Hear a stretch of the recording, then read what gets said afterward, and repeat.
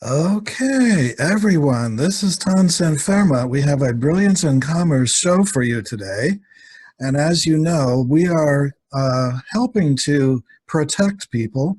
We're moving the world towards a little bit less of the craziness that has been blanketing the earth for the last several thousand years, moving people more into a free life, free from interferences, and educating light beings, those who are working for a better world, in asset protection secrets known previously only by the super rich. And so it is time for all of us to know this information, to put it into practice, and do so in a way in harmony with the laws of the universe, in a way that harms no one and simply protects good things from the access of those who would misuse it, and therefore perhaps move more of these resources into equitable use for the distribution of life-supporting influences worldwide. Now, I wish to share with you just a little bit of announcement before we get started. We have here, basically, we have some of the activities of Brilliance in Commerce, a project of La Verite, which is French for the truth, and House of Freedom International Natural Law Trust, Liberty Debt Elimination System, affiliations with special offers.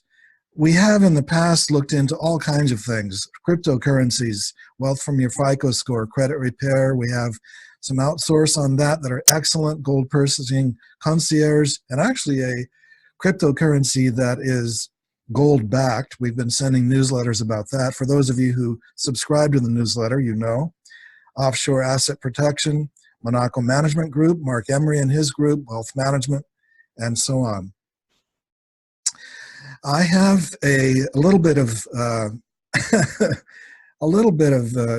suffering and happiness to share. I've been the problems. I've had the challenges of the state and the banks, just like everyone else. Been there, done that, got the T-shirt.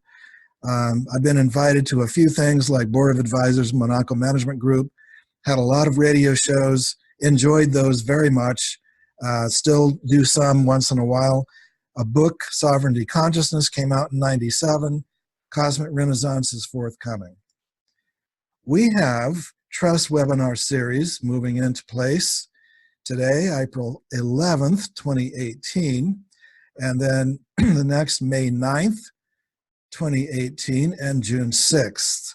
So approximately once a month, we are proceeding with these trust webinars, and occasionally we may do other topics on our Zoom show as well. We really appreciate all of you being here. In the past, we've enjoyed a fellowship with everyone who's been participating. We've had fantastic questions and answers, great comments, wonderful intelligence brought from our audience, and we wish to honor all of you and to bring you in on the present event today, as well as future ones, and to thank you for what you have contributed in the way of your participation. Later in this program, we're going to open it up for questions and comments and invite you to speak either by telephone and or by video on your computer. All right, so next we have a phone number for you for anyone who has phoned in and is not looking by computer, by video. We have, or anyone who's listening to a playback of this and didn't know how to get in touch with us. 360-200-7521 is basically a company recording number that gets return calls from our staff. And in the event that you have not already subscribed to our newsletter, please go and subscribe at houseoffreedomtrust.com. Put dashes between each of the words, house-of-freedom-trust.com, click on more, and then newsletter sign up. That newsletter then, of course, will come a few times a month. Will never overload your inbox. You're welcome to unsubscribe at any time, and then you can go ahead and get news on these webinars as well as other events and important things coming forward. International Natural Law Trust, for those of you who are new to it or would like a review. This is how the cultural creatives, change makers, conscious wealth managers, and contributors to the Golden Age are quietly transacting sacred commerce through an advanced asset protection instrument, previously a best-kept secret of the super rich. Peaceful people can benefit from operating one or more of these trusts, which concentrate the best asset protection secrets of the elite into the fewest words and simplifies the language so as to minimize legalese and maximizes common politeness and understandability. These trusts can be operated in most countries anywhere in the world. Trust clients may become either trustees or creators, beneficiaries, and managers. These international, pure natural law, sovereign, irrevocable trusts have no income tax filing requirements. They are infinitely flexible and can be adapted to any ethical, lawful, and noble purpose. They have a 100% success rate going back 3 decades, meaning they have never been penetrated or invalidated. This has been the trust of choice for those preparing for the global currency reset as the best vehicle for holding wealth and for preparing one's estate for generations to come. Heirs can be endowed with successorship seamlessly with no time delay, no probate, and no death taxes. Thousands of fortunate clients are quietly happy with these trusts. I would now like to introduce you to Randall Hillner, who is the director of our trust department at Brilliance and Commerce. He is the founder of House of Freedom Trusts, founder of White Light Unlimited, trustee of One People's Public Trust, and the creator of International Natural Law Trusts. So, without further ado, we are first going to do a short review of the last webinar, very short, and then move right into the new material. And therefore, Randall, I believe you are on. So everyone, I think you have a good view of Randall. And while he's sorting out his audio setting, I wanted to share with you that he has been pleasing everyone who has been dealing with him. He enjoys his work. He's proven his integrity over the 3 decades that we've known each other and worked together. And most of the people who have come on board with us have been in the past 7 years. And that has been a period of great education, great experience, and it's kind of a quiet community. It's a community of those who are just using the trust. And it's not glamorous. It's not necessarily flashy. It's not something that gets lots of attention. It just kind of runs in the background and does what it's supposed to do. And Randall's been consulting one-on-one with people who have been getting their questions answered, getting their assets protected, and enjoying a new level of freedom and the ability then to, guess what, create a magnet for wealth and prosperity because they now have the use of this wonderful vehicle. Well, thank you for that. And everybody can hear me. I'm just assuming that everybody can hear me fine, and You are heard. Can you hear me? I can hear you. Good, yep. Good. Okay, so we're on. Please proceed. You're going to give the recap of the last webinar, and then we'll put the slides up for your present day presentation. Oh. And by the way, you're looking great. Well, I thank you for that. It must be this Hawaiian weather that I have to live in. Yeah, somebody has to do it. I've just talked to a couple of clients this morning, and they were in Buffalo, and they were upstate New York, and they were in Chicago, and in Pennsylvania, and it's snowing and it's cold. And I said, thank God I'm here, and I made the right move at the right time. Absolutely. So I think last week, geez. Yeah, last month we were talking about trustees, and you had a lot of intelligence to share with us about that. Well, I'm going to go into I'm going to literally next meeting, I'm going to redo a whole new shebang on trustees and the role they play.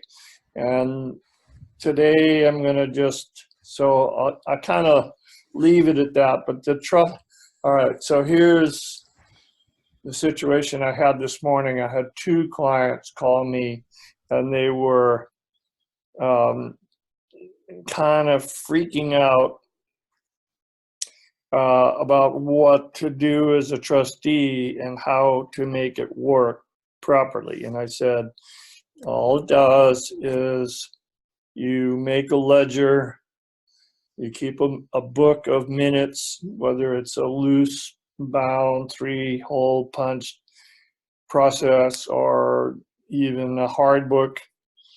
And whenever one of the trustees or the trustees make a decision, it's recorded. Whenever there's an action taken, it's recorded.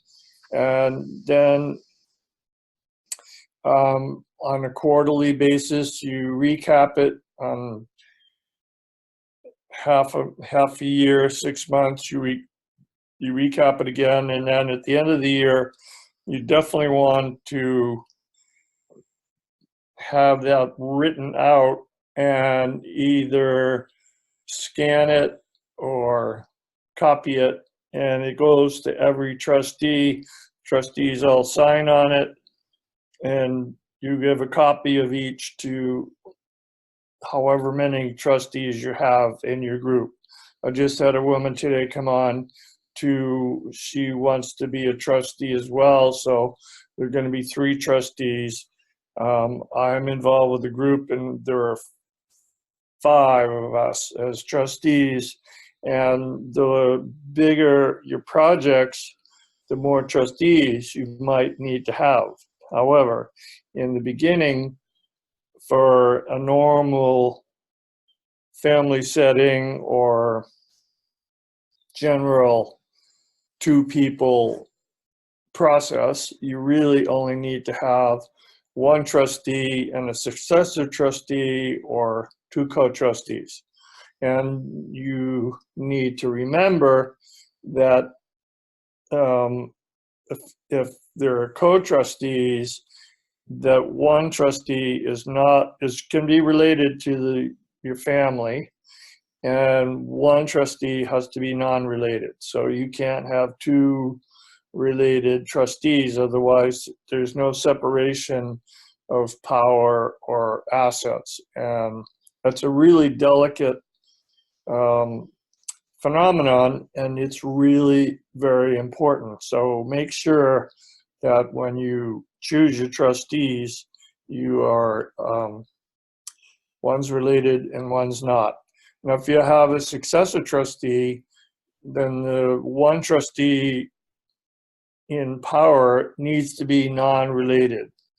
Can't have your sister be the trustee if it's a sole trusteeship. So you need a non-related party there.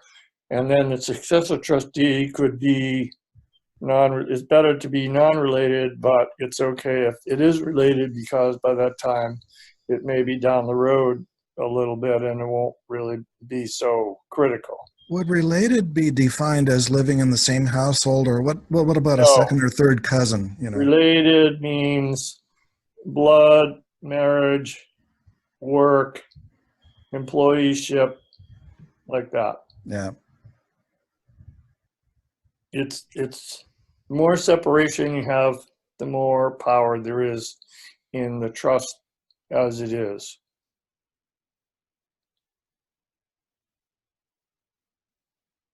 So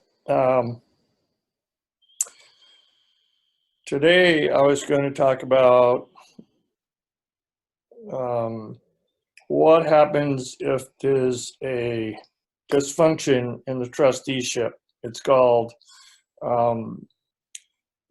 transgression of trustees, or the real title is the breach of trust. So in a breach of trust, I can't see these things that you have up here because you've got everybody's picture in the way. So we've got to move them to the top or to the other side, if you can. But a breach of trust is a failure by the trustee to comply with the trust document. I mean, that's really simple, and it's in a sense, it's like any contract. When you have a contract with somebody, and if you don't follow the contract, then you've breached that contract. And it doesn't matter whether it's a corporation or an LLC or a trust. So the trustee, whatever trustee is in breach, will then be liable for that process. So part of the training of being a trustee is to make sure that they read the trust manual and that they understand that they're on the hook if they wander from the path with part of the money that belongs to the trust. I mean, it's like anything. It's the way of life, and just make sure that you are always in trust or always in contact with the trustee, and that you have a sense of really clear communication with the trustee. Like we said, Thompson said, in 35 years of doing this, and my mentor, who had been doing it for 35 years before that, we never had a process where there was need for a remedy. Now, that doesn't mean that sometimes things happen and the trust won't get sued, but that's another subject that we'll leave for later on. But the idea now is that the trustees want to be in compliance. We have so many books. I think Tanzan has listed a bibliography. It's fairly intense. There are a couple of simple books that will give you some sense of what is needed. But nobody's written a really simple book to cover the basics of what it's like to be a trustee or what it's like to have a trust and how to use it.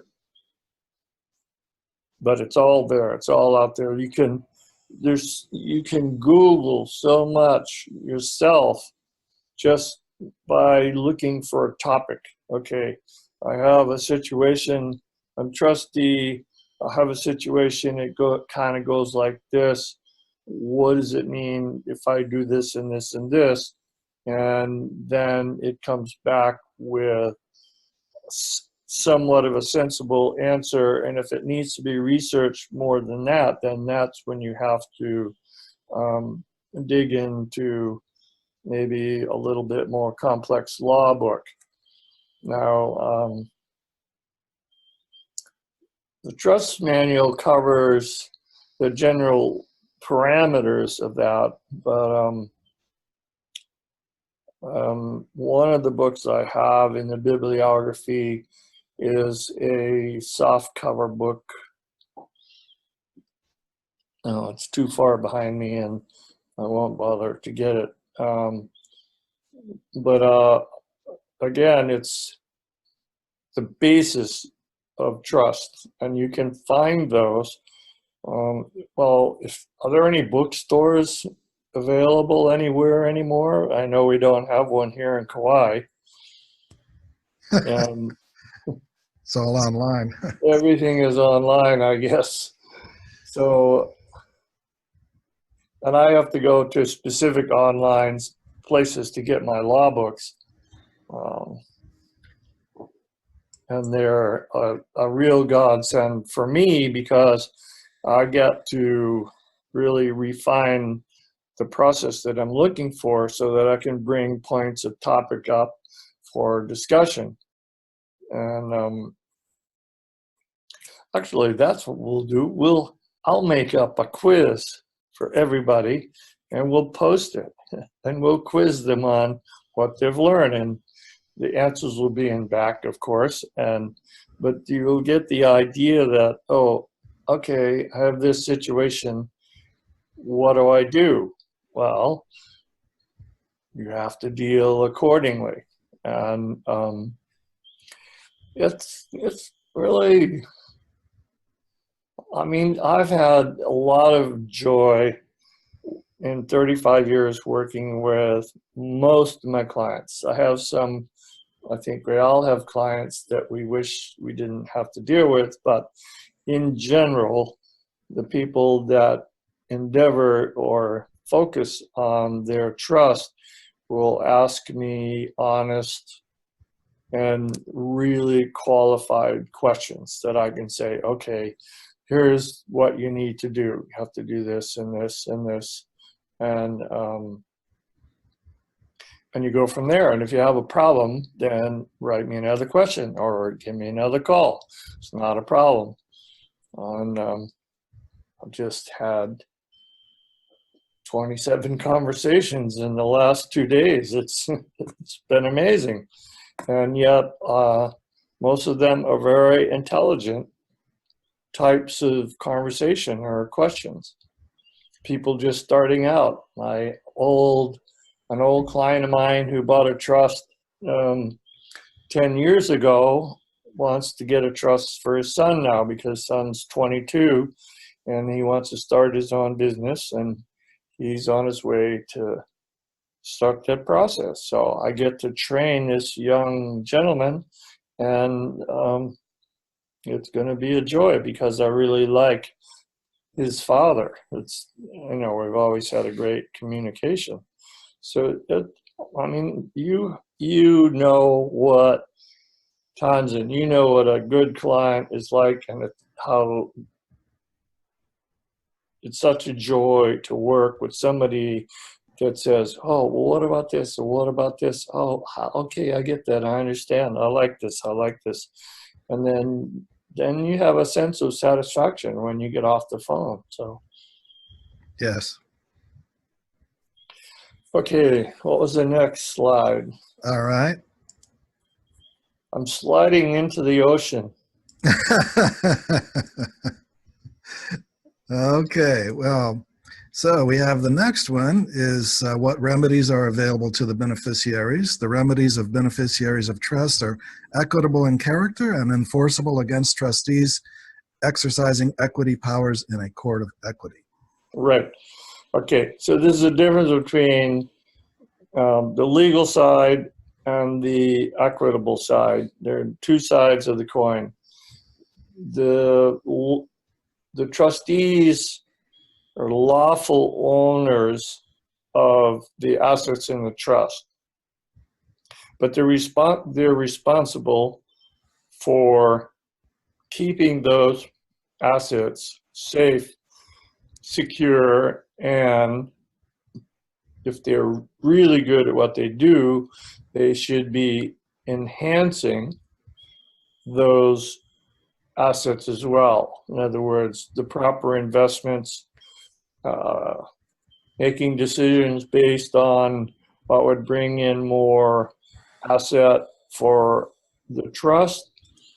And if they can't, or they're not that savvy around a particular area, then the trustees are perfectly capable of going out and finding an asset management program or, partners or a group that they can sit with them and say, look, we have ABC Trust that has X amount of dollars in it, and we as trustees are responsible for it, and yet we're not really savvy on the best possible way to invest this property.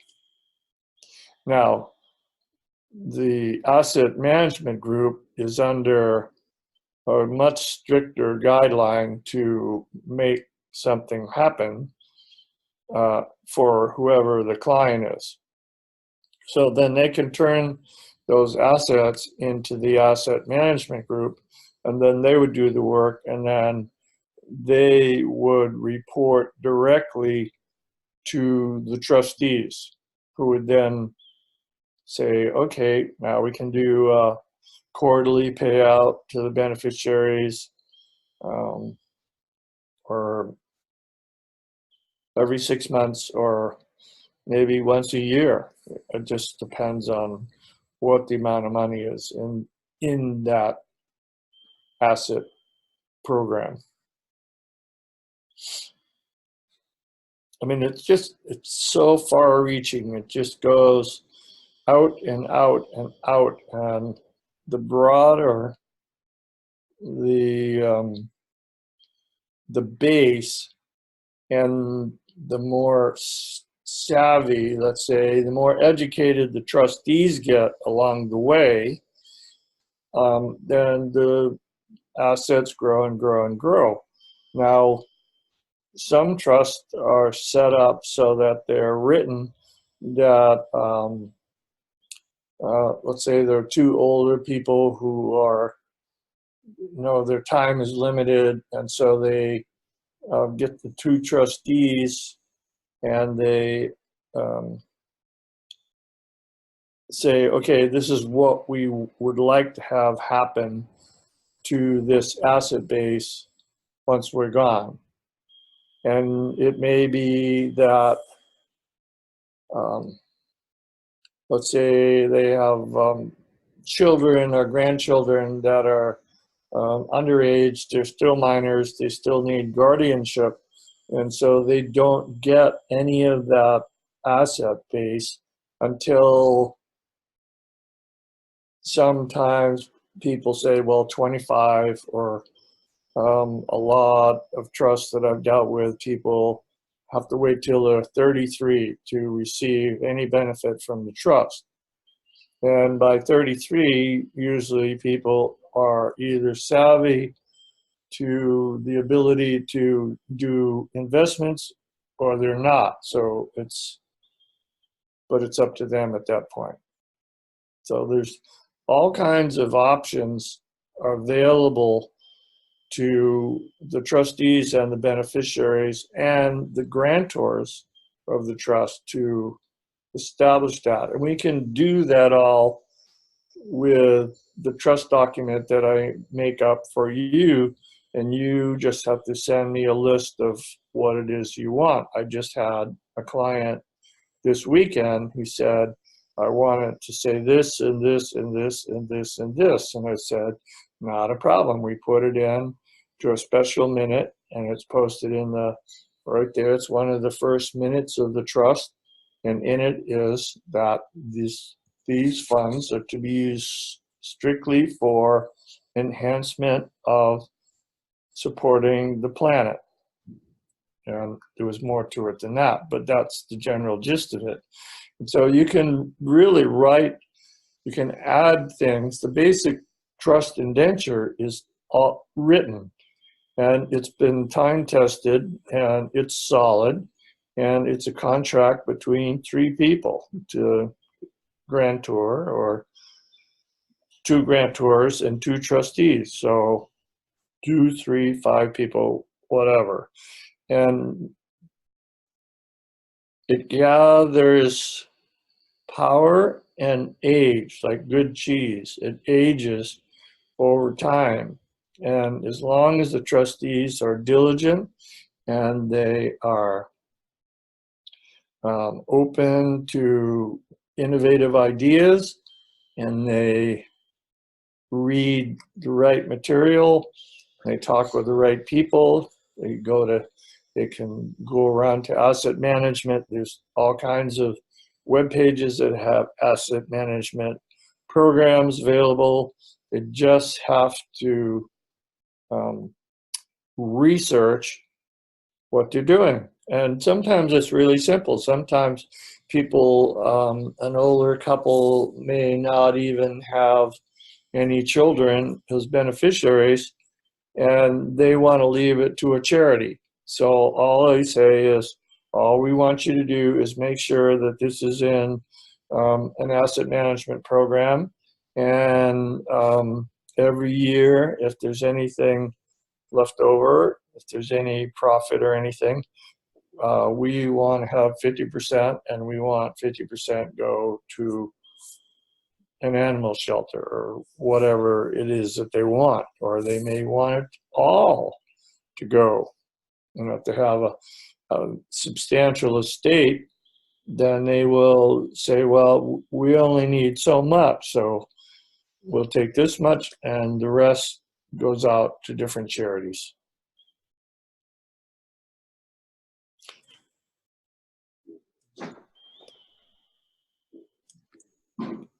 So either another slide or questions. Okay, we can move to the next slide. And so now we have the number 3, effective beneficiary consent.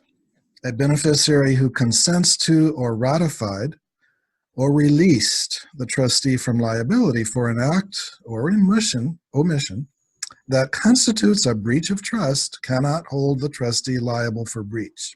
Right. That's a good one. That's really important. The beneficiaries can release the trustee from a breach of trust. However, I would probably coach the beneficiaries that they don't use that except for last resort. In other words, you want to have a remedy available through a court of equity, that if a trustee, if he loses a substantial part of the estate, you don't want that to be wasted.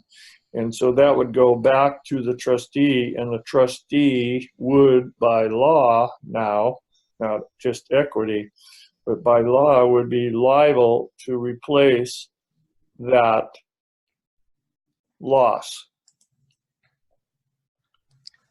Would you agree that although the trust itself is not subject to the jurisdiction of a court and its validity is not able to be removed by any government, nevertheless, the specific actions under contract of a trustee could be litigated?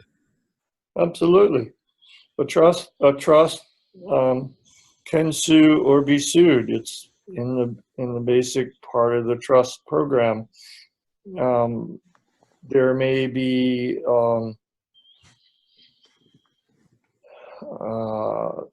they may, let's say the trustees decide to buy a house for the beneficiaries or for the grantors or whoever it might be, and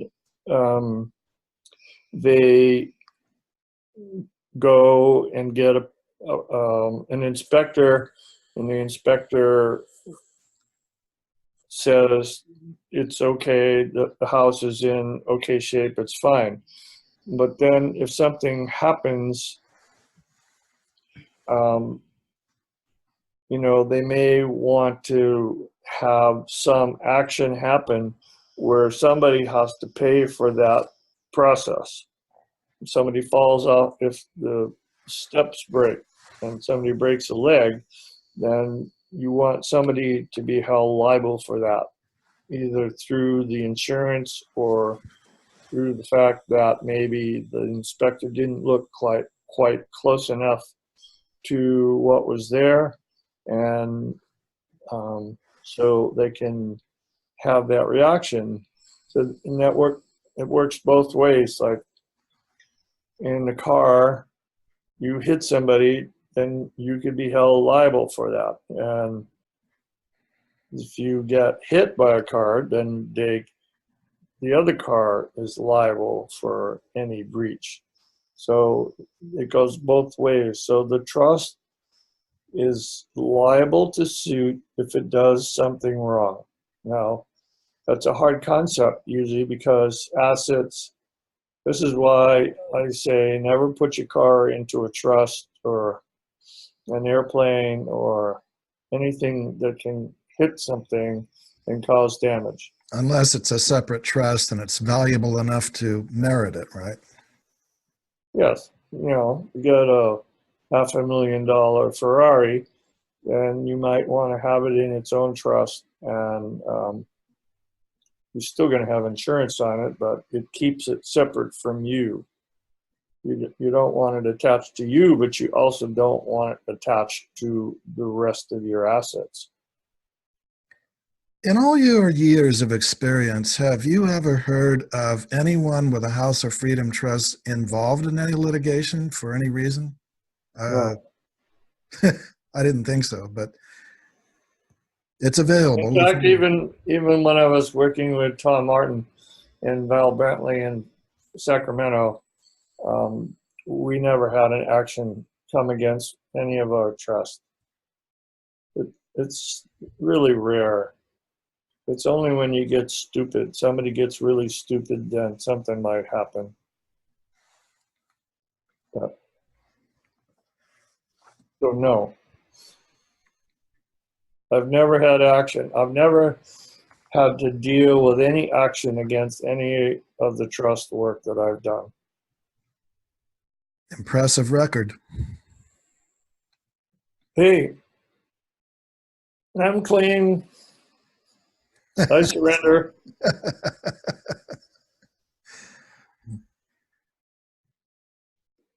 Only the universe knows my breaches.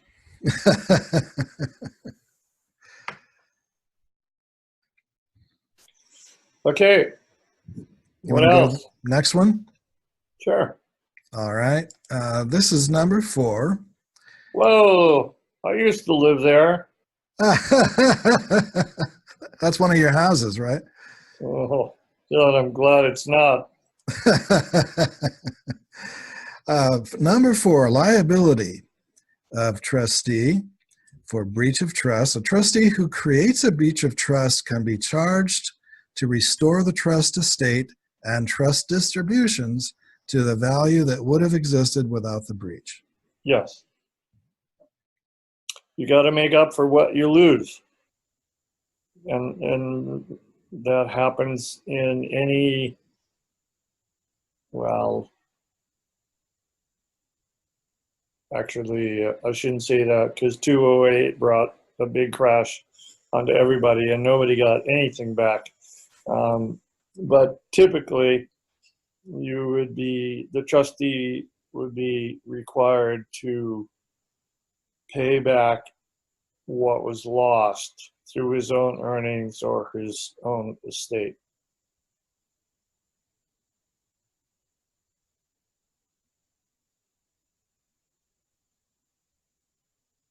It's very simple. It's just contract law. That's a great vehicle because the whole idea is it's separating assets from ownership. And typically, even with an LLC, even though you have an LLC or corporation, I believe in a corporation, the shareholders can be held responsible for some breaches. In an LLC, that's why they created, I think the states created an LLC that would release the owners of the LLC to be not held liable for something that happened within the LLC. But with a trust, unless there's a real actual breach of trust by a trustee, there is no liability to the beneficiary or to the grantor.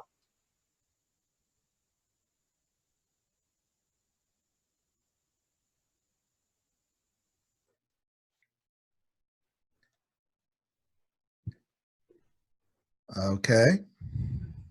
So let me ask, we have 39 participants. how many of you already have a trust through Brilliance and Commerce? If you don't want to say, it's okay.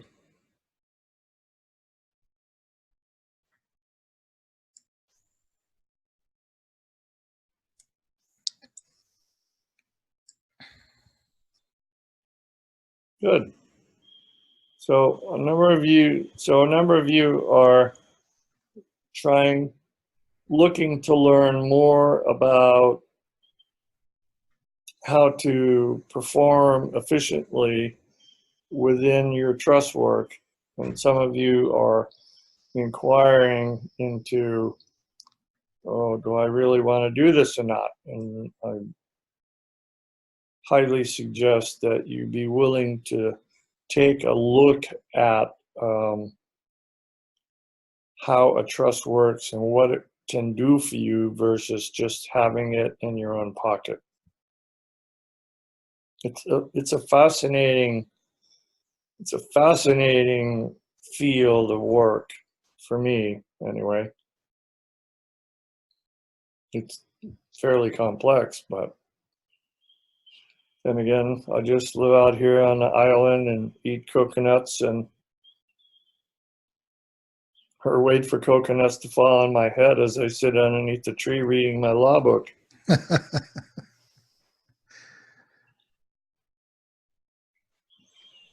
Okay, so today, we basically touch bases on the recourse that's available to the beneficiaries or a breach of trust by the trustees. But it's very simple and it's basic, and there's a few intricacies within it. But again, like anything else, if you keep your nose clean and you make diligent notes, then you're going to be fine. And if any of you as clients or even future clients have questions, please send your questions in and then make your decisions based on the answers that I give you for your questions.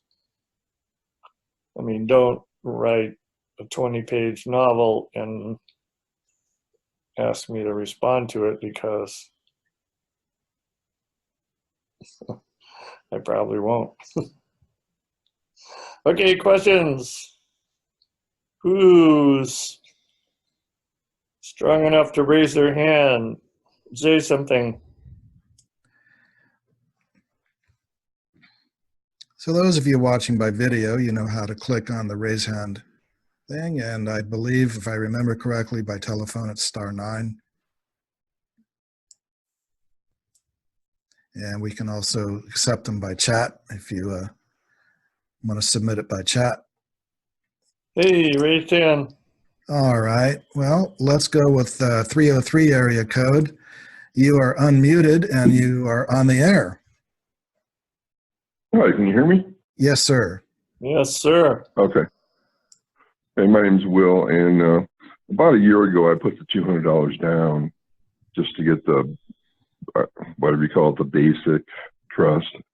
The abstract. Before I pay off offset. The abstract. I gave you an abstract. It's the gist of what the trust is. It's probably what, 6 or 8 pages.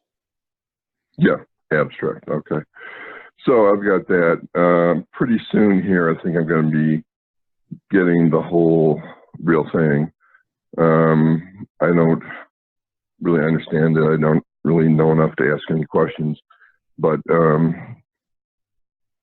at the beginning, Tansen mentioned using the trust to connect like a magnet for money. How does that work?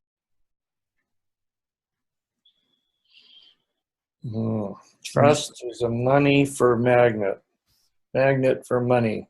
Magnet for money, yeah. I can just say a word, and then Randall, you can add to it if you want. Yeah, go ahead.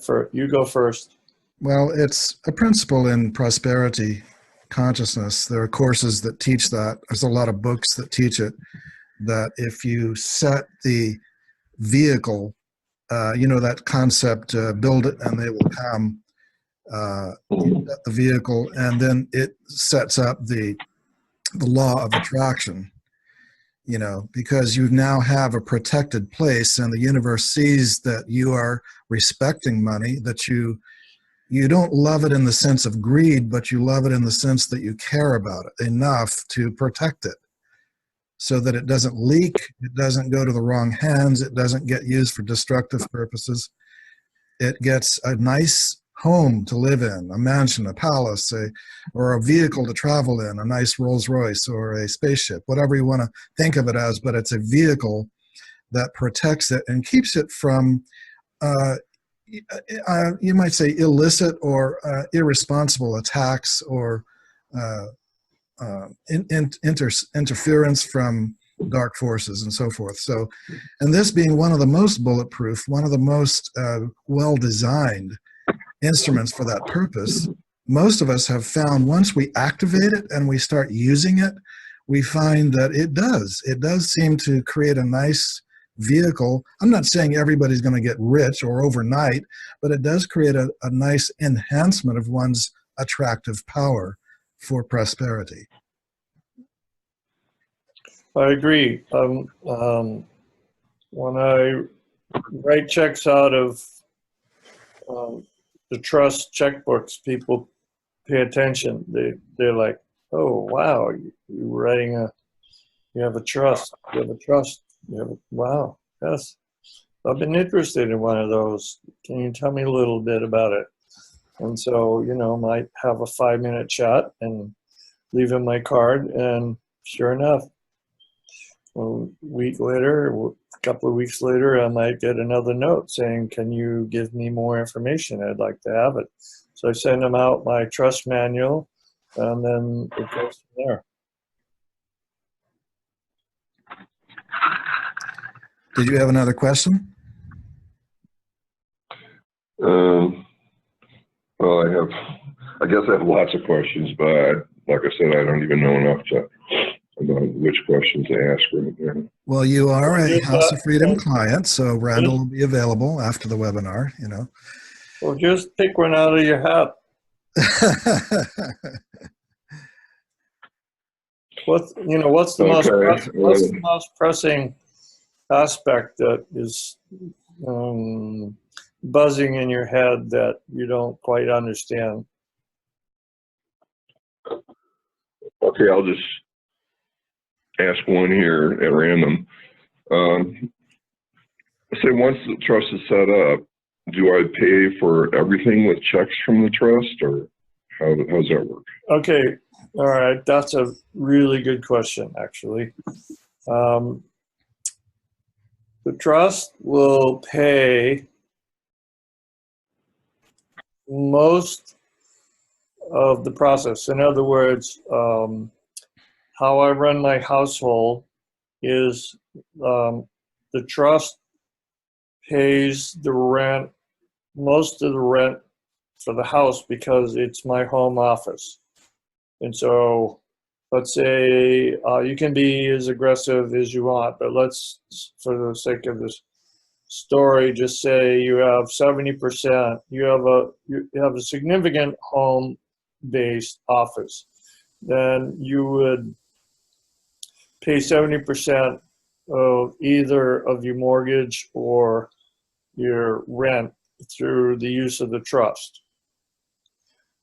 Now, there's a contingent upon also that your business is a business and not an employeeship. You can't take your employee money and put it in trust. It doesn't work that way. So your employee money it's got to be kept separate. Now, after you pay your taxes on that, you may want to take, let's say you come away in your check and you have $100 left over, and you can take $50 and put it into the trust for storage, for safekeeping. and you take the other 50 and you put it in your pocket. But you can't use, okay, so let's start there. Now, then you've got a portfolio in your trust. You can, again, the trust can pay all your, like, your car expenses. You don't want to own you don't want to own the car. The trust doesn't want to own the car, especially if it's not worth a whole lot of money. Just keep that in your own name and have insurance on it, etc. But all your expenses around the car can be paid for by the trust, especially if your business is part of that trust. In other words, it doesn't matter what kind of business it is. You have a consulting business, you have a sales business, all of that business can be start to run out of the trust. And so anything that you use to support that business, advertising, traveling, aspects of it, typically you would pay for that through the trust. It's like having a Schedule C, except it's not you, it's the trust paying expenses. And then like my registration insurance is all paid for by the trust, and the only thing that I don't do, I mean, if I take a client to lunch, then the trust can pay for the lunch. If I take, but you don't go to 7-Eleven and buy toothpaste and socks and underwear with a trust check. The thing to do is to pay yourself a salary, you as trustee or you as manager. You can pay yourself a salary, and then you go to the bank and you cash it, and you have cash in your pocket. So just don't co-mingle. That's the big word. Don't want to co-mingle funds from the trust to your pocket. Use the trust to pay for any valid trust expenses. That's the best way to just leave it there. The trust pays for trust expenses. And you know, if I was one of your trustees, I might send you and your partner to Alaska to to check out investment possibilities, or go get some fresh salmon in the salmon run, or bring back a nice 10-point deer, whatever turns you on, whatever it is that you feel you'll like to do. You might have clients that you're entertaining, and you want to expand on your ability to enliven them into what you have to share as your business. You might go on a cruise ship, and the trust would pay for that. But just be diligent on not using trust funds to buy small items that you should just be paying yourself for. Always don't be afraid to pay yourself as manager or as a trustee. Okay, shall we go to the next one? All right. Sure. Area code 403. You are unmuted. Would you like to ask your question? Hello. Yes. Yes, my name is Estelita, and I'm calling from Canada. Hi. Hi, how are you? Excellent. Nice to hear from you. Thank you. I wanted to ask a question. Can I take the abstract to the bank to open an account for my trust? Well, being a hoser, eh? Pardon me? That's a joke. I'm sorry. I hope it didn't offend you. No. Okay.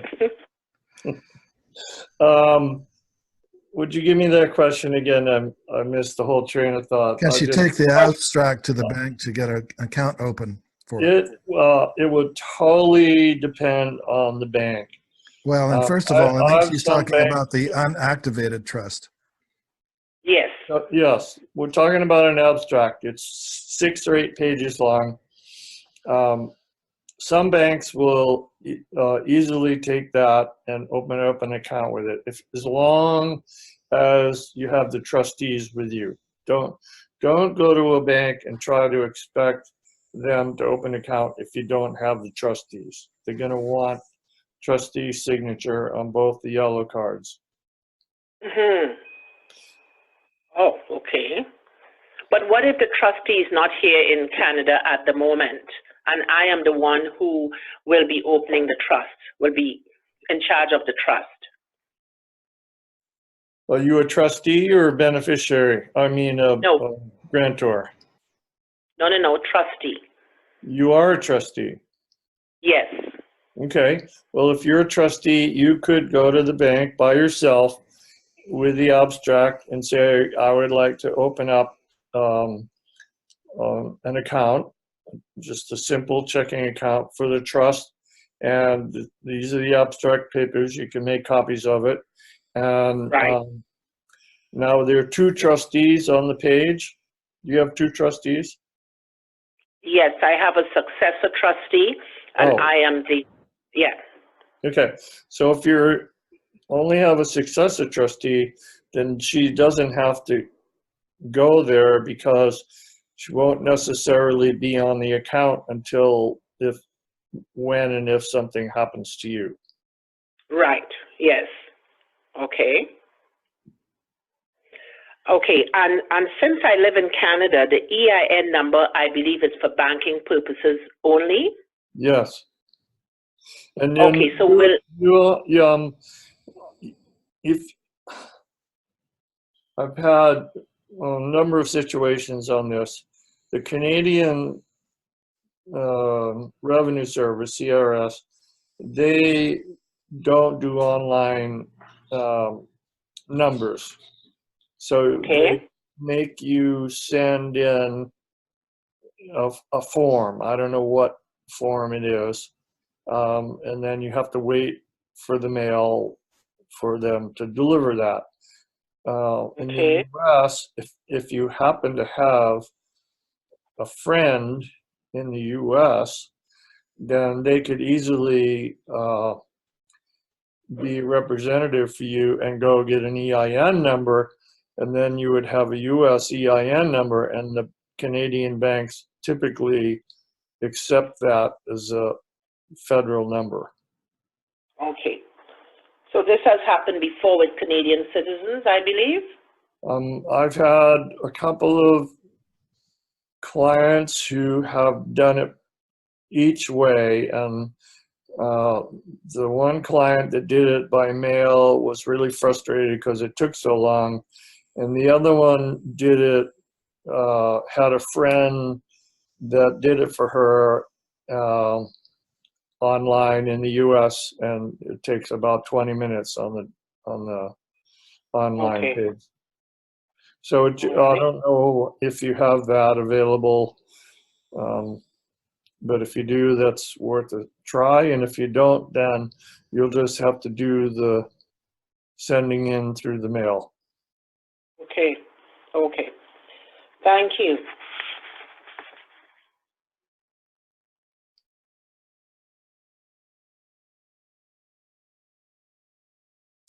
Thank you, Estelita.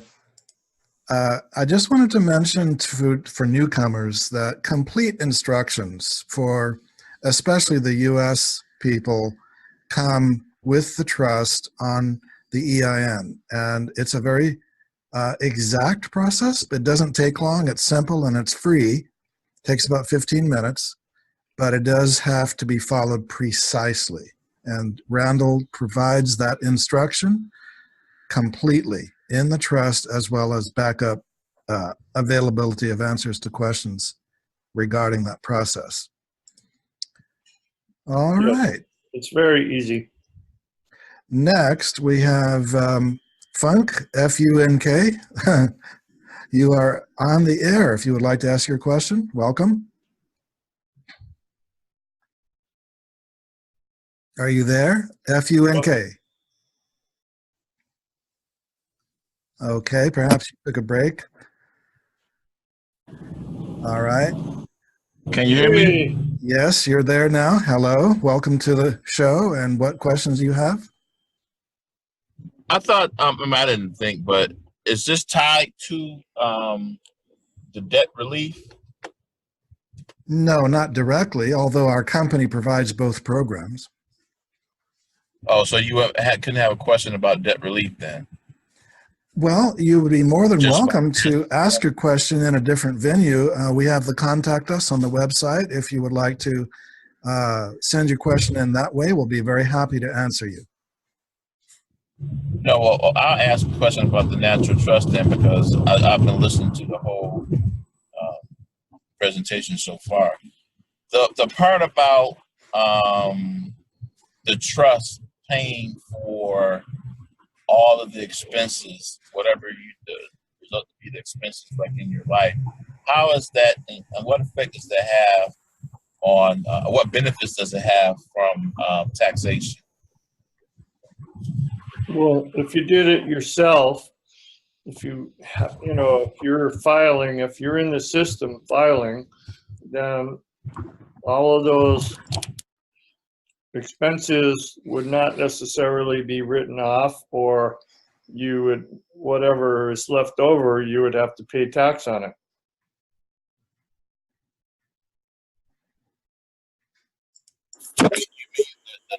Pay taxes? Funk, you got some noise around on your end. It sounds like you're underwater or something. Yeah, I'm driving now. I'm trying to get to a desktop, but I won't be able to. Okay. But I guess you can ask a question if it's a lot of noise. Did that answer your question? Can you hear me? Yes. He said that the trust would be accountable for taxes, or you personally. I don't understand how that works. And It what would be personally. Typically, what people do is they give any potential profit usually goes to the beneficiaries, and then the beneficiaries are responsible for their own taxes. But since they're going to get minimal amount of money compared to the whole estate, then the tax liability is sliced in half or quarters. It's very different. In fact, in the early days, we did it that way specifically so that if the trust was paying any tax at all, it paid minimal tax, because the beneficiaries got the bulk of the new money.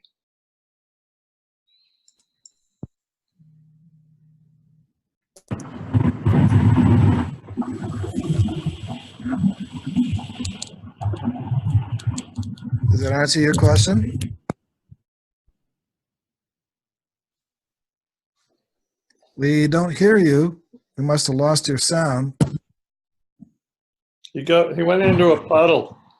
Can you hear me? Partly. Yeah, I understand.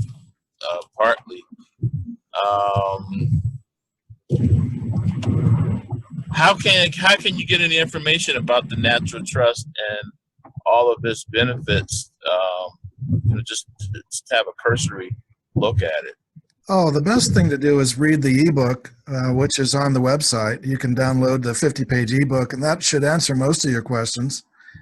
I think basically, very simply, whatever is an asset in the trust is not taxable while it's in the trust.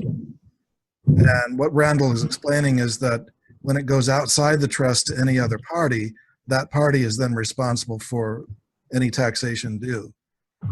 Would that be a simple way to say it, Randall? Oh, okay. Yes. Okay. So as long as the assets stay within the trust, it's not taxable. Right. But you can still control the assets while they're in the natural trust. Sure. That's what the idea is. The trustees have complete control of the assets in the trust.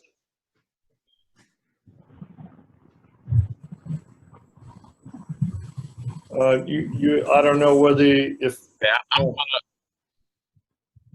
I'm sorry. Yeah, I'm gonna have to read the 50-page ebook, so I have more pertinent questions. Well, before you leave, can also ask Tanzan for my email, and then I can. Now, Tanzan, do you have my trust manual separated out from your book? Yes. So he could have both. He could have your book, and he could also have access to the trust manual. The trust manual, I would suggest, might be a place to start. It's only 15 pages, and it's not as intense. I know how prolific Tanzan is in his writing, and it takes a lot of time to study through it, but get the gist of what the whole trust process is in the trust manual. But if you want to really deeply immerse yourself, then get his ebook. And then if you really want to deeply immerse yourself, then you get his bibliography, and good luck.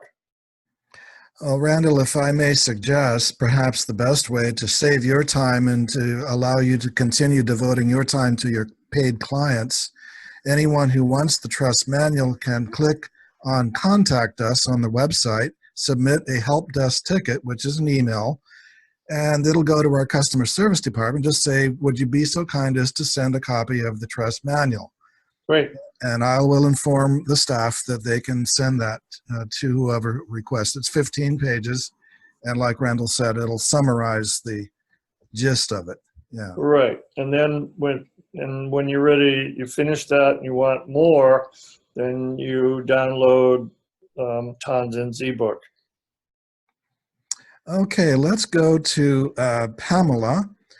You have your hand up, and Pamela, let's see.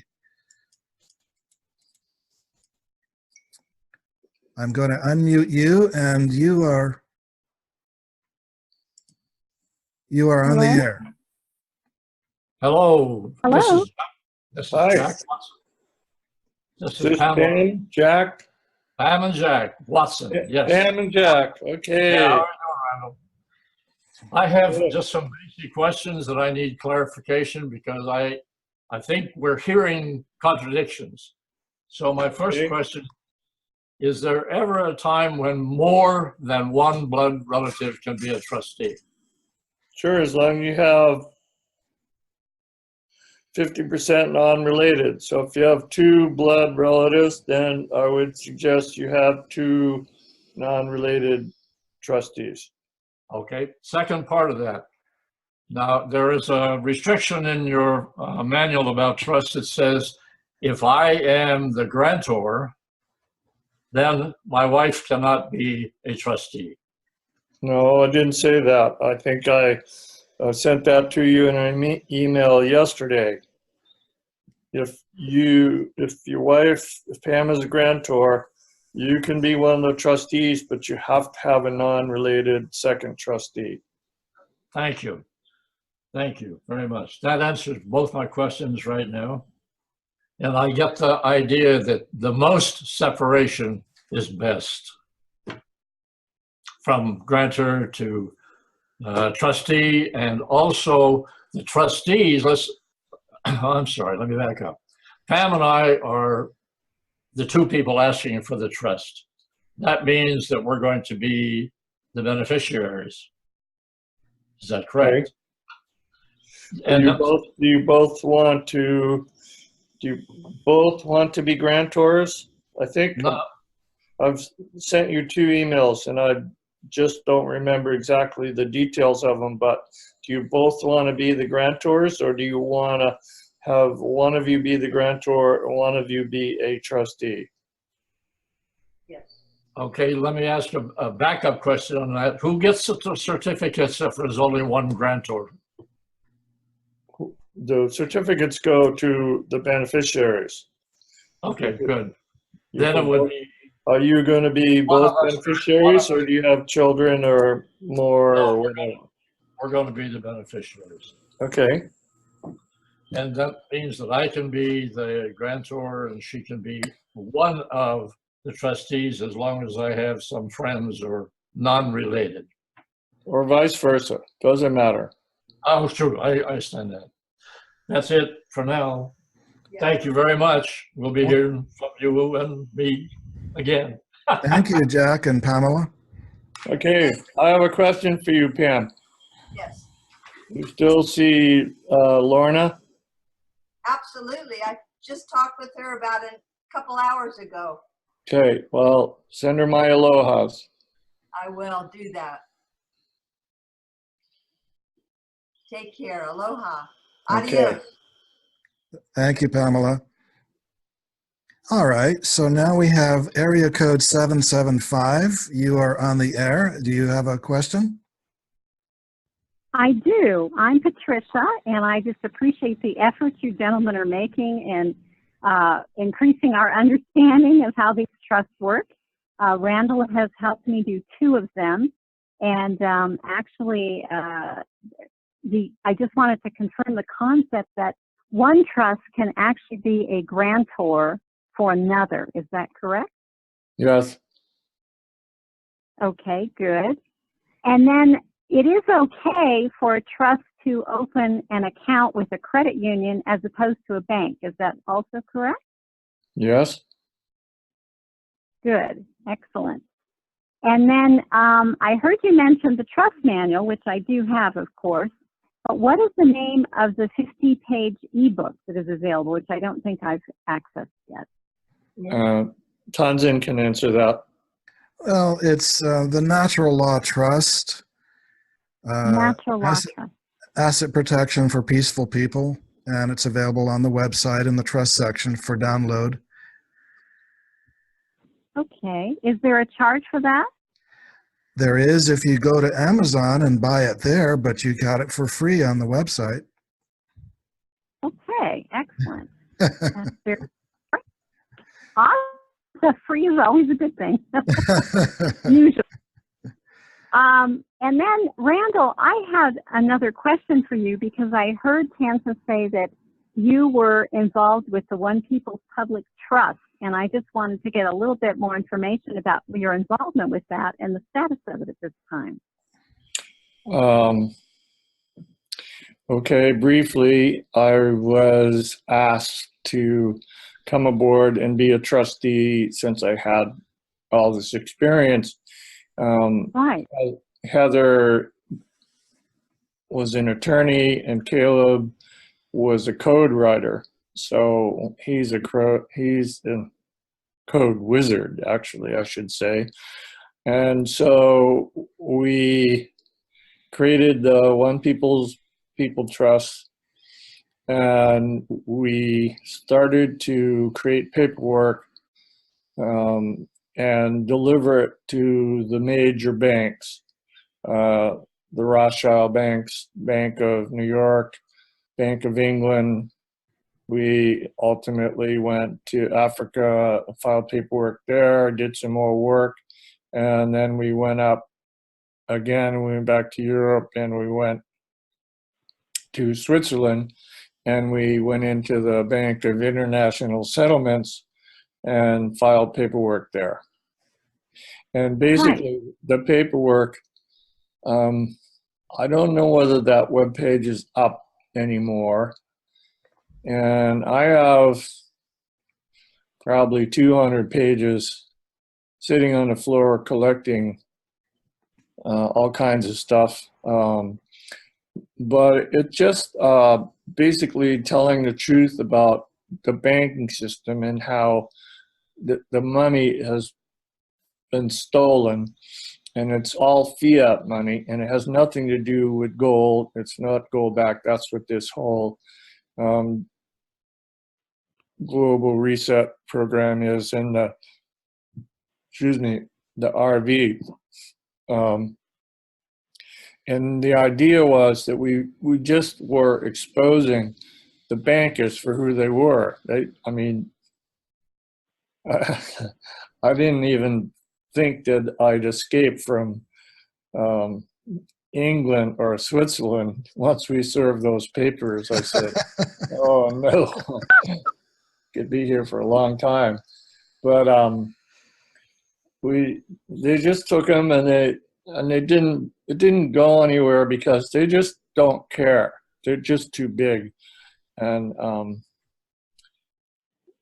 but it was a very mind expanding process that we went through. I think me and Caleb he had just lost his father. So we had that sense of communication. I then lost my son, so we had that communication. Mm. Then Heather. Now Heather is now in prison or in jail down on the East Coast. She went out after the OPPT. She went out and started this other process. I didn't get involved with it, but it was all around a bunch of women, and they did this TDA thing, which was writing checks on, I don't know what she did, but she definitely she got busted for it. I'm sorry? Yeah. That Treasury Direct account, if I'm not mistaken. Yeah. And it didn't work. And so they got, anyway, but getting back to the OPPT, it was one of the most exciting times that I'd had for a long time. We got to go to Europe 4 times, and we traveled around quite a bit. And I was traveling from Hawaii, so I had to go all the way from Hawaii to the mainland and then to Europe. And it was an adventure. I have a great deal of respect for that effort. I remember in December of 2012 when it was announced what had taken place. Right. And I've known about the what I call the banksters for a long time. Yes. And they're not too big to fail. It's just that the fiat needs to come to an end, and things have to be done appropriately on behalf of the people. But I'm really pleased to know that you were a very positive part of that process. It's my understanding also that the One People's Public Trust in March of, and I'm not sure which year, I think it was a few years ago, actually completed and was closed at that point in time because it had fulfilled its purpose. Right. And that's my understanding of it. And then related to that question, do these trusts have a particular time frame that they're good for? They need to be renewed or something along that line? A number of people have different numbers, but basically I have, the number I have in the trust is 21 years after 21 years after life in being. In other words, if you have children or grandchildren, it will be 21 years after the last child dies. But then it can be renewed at any time, or it can just be disbanded. If all the beneficiaries say we want to stop this, then they can literally, the trustees can decide to disperse the assets in the trust on a pro rata basis to the beneficiaries. In other words, sometimes there's so many beneficiaries that it gets too cumbersome, so they just let it all go. And if the children want to then get their own trust, then they can do that too. So you have the option of having it go into perpetuity in some respects, but you have the flexibility of not having to do that. Well, yes, but in order to get around the rules of perpetuity, you have to have a time limit on it. So Right. some people just use 25 years. At the end of 25 years, the trustees have to decide to renew it or to dissolve it. Now, I was trained that it was 21 years after the lives in being at the time that it was created.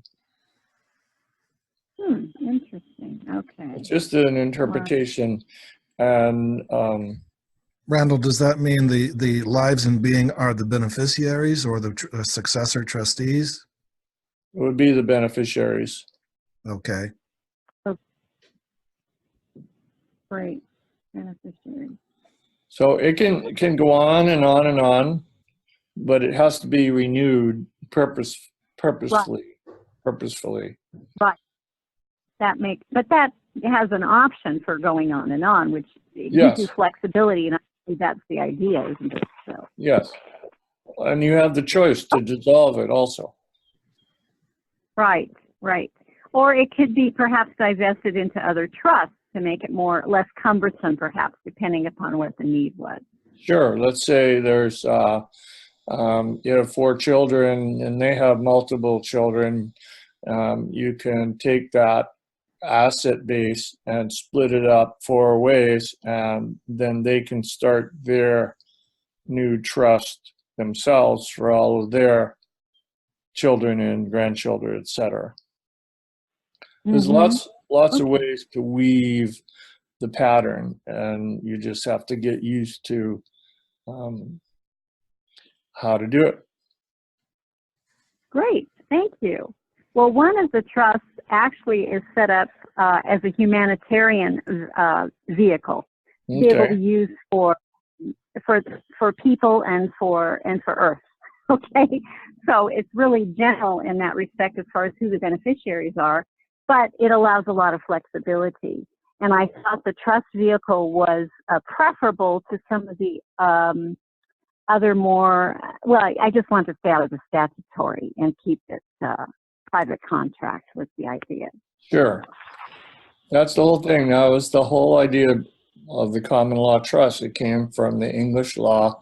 And some countries won't recognize it, but if it's established here, you can still go to Europe and open up a bank account with it. So it has to be looked at as a valid contract between you and the trustees. Right. Okay, excellent. Well, thank you very much. I appreciate that extra enlightening information. Thank you. Public stuff. Thank you so much for your comments as well. Much appreciated. We have some questions in chat, Randall, and one of them is, can I be the grantor, trustee, and beneficiary? He says he cannot raise his hand or call in. Well, yeah, as long you can be the grantor and a trustee and a beneficiary, but you have to have a non-related trustee to split, to get in there, squeeze in there, so that it holds up, because you can't be sole trustee and sole beneficiary. So you'd also have to have other beneficiaries as well. No, you could be one beneficiary, but you have to have a non-related trustee. Okay.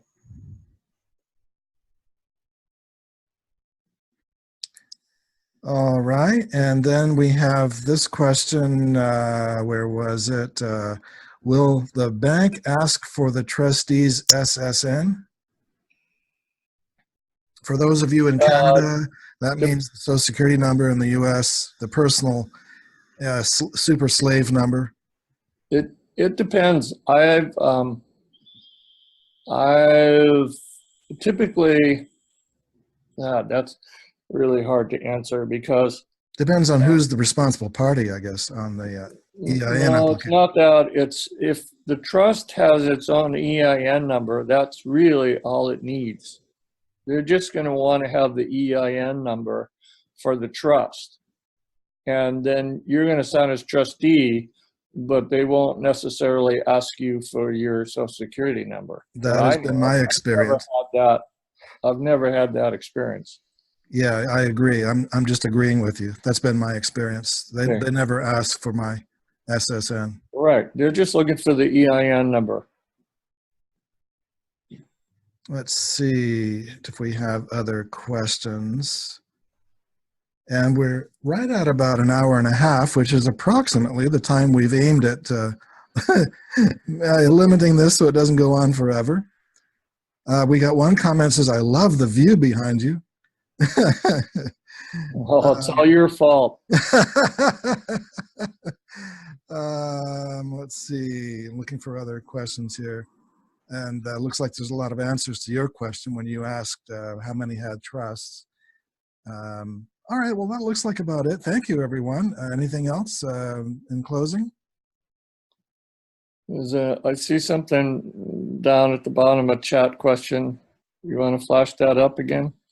Well, here's one. Okay, the PA who was asking about the SSN said on the EIN form, it asked for the trustee's SSN. That's a different thing than the bank. You would ask if the bank asked for the SSN, and the answer is no. But on the EIN, it wants the SSN of the responsible party. And Randall, you want to comment on who can be the responsible party on the EIN? Yes, that's typically the grantor. So not necessarily the trustee. No, if you look at the SS4 form, if you're not familiar with it, you won't get it. But basically, you have the name of the trust and the address, and then one of the first lines is the trustee name. On the trustee name, that's all there is. It's just who the trustee is. There's no asking for number. Now you go down halfway down the page, and it asks for who the responsible party is, and then it will ask for a social security number for the responsible party, and that's typically the grantor.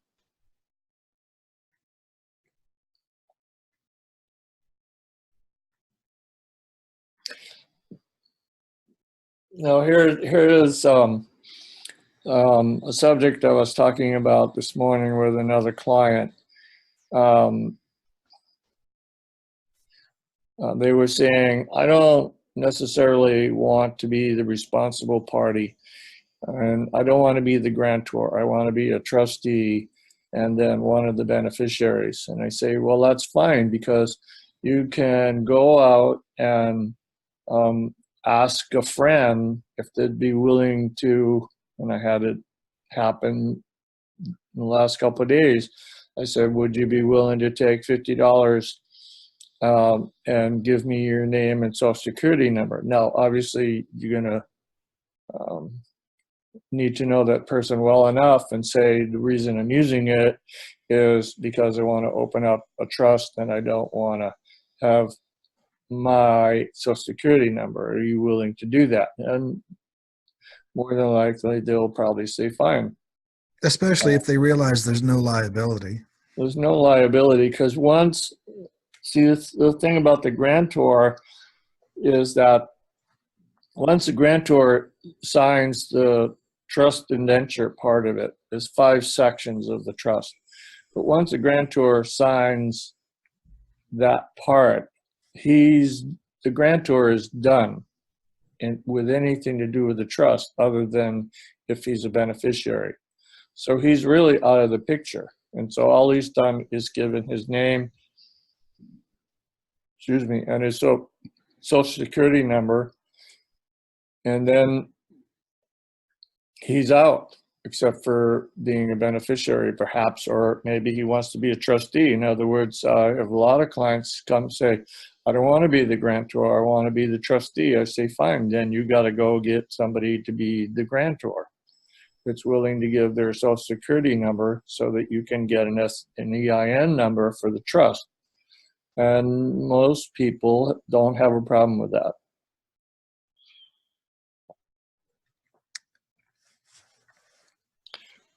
Why don't we wrap it up? Thank you very, very kindly, unless you have further comments on that. No, I'm just enjoying meeting all these new people. It's great. Same here. Everyone, thank you for another wonderful fellowship today. The next one will be May 9th. Spread the word. Those of you who want to share this with friends and family, if you're not already an affiliate, join us as an affiliate. Once again, if you've tuned in late and you're listening to a playback, our web address, go to the affiliate who referred you, preferably. If you don't have one or can't find it, go to houseoffreedomtrust.com. We will always trace who referred you if we can. house-of-freedom-trust.com. If you're not on the newsletter list, click on More and then Newsletter Sign Up. And if you are only connecting by telephone and didn't have contact with us before and you need a way to contact us, area code 360-200-7521. And Randall, thank you. Mahalo. Your knowledge is wonderful. Did you say you had an idea of what your topic might be next week or next month on May 9th? Well, I barely touched on, well, we just lightly touched on the subject of the trustee transgression, and I think that's enough on that. Just know that if there's a breach of trust, that the trustee is responsible, and so just make sure your trustees are well aware that breach of trust will get them in very hot water. And what we might do next month is depending on how good the waves are and how much And we could base it somewhat on tickets that come in, questions that people ask. Sure. Consensus. I mean, that's a really good idea. If there's a substantial group, if you have questions that you'd like to start off, we could start off with a question and answer process. We could do that too. So I'll figure something out. I've got 27 books behind me, then I've only touched on 6 or 7 of them. There's plenty of information, that's for sure. Okay. Mahalo, Randall. Aloha. Thank you, everyone, for participating. This is Thompson. We'll be closing out. And God bless. May all prosperity, wealth, happiness, joy, peace, and enlightenment be yours. Thank you for the opportunity to be on your show. You're a great host. And thank you, everybody that's listened and answered or asked these great questions. It just spurs me on. So thank you very much. All right.